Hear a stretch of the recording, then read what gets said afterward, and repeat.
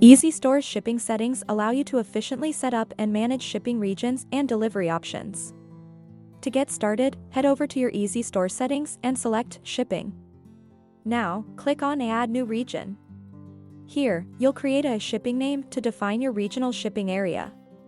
Next, you can customize your shipping region by adding countries from the drop-down menu. You can even specify the states of each country. If your shipping service covers all states, simply choose Select All. Click Apply to save your shipping regions. Now, let's explore the shipping methods in EasyStore. If you prefer a fixed shipping rate for your shipping region, choose the Flat Rate option. Add a shipping option name, and you can also provide an estimated delivery time. Add the shipping rate. If you wish to provide free shipping for orders that exceed a specified amount, check this option.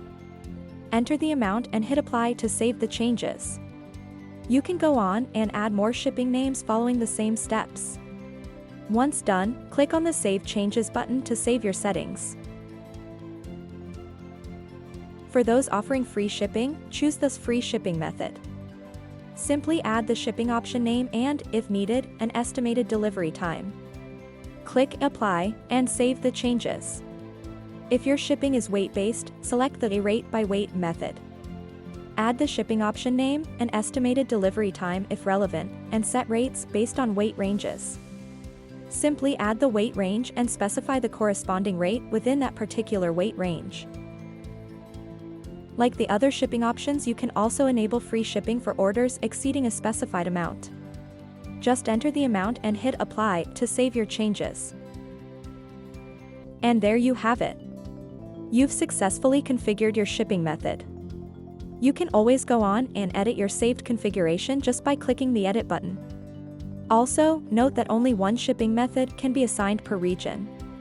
If you wish to establish multiple shipping options for the same geographic area, you need to create a new region and follow the entire process to add another shipping method.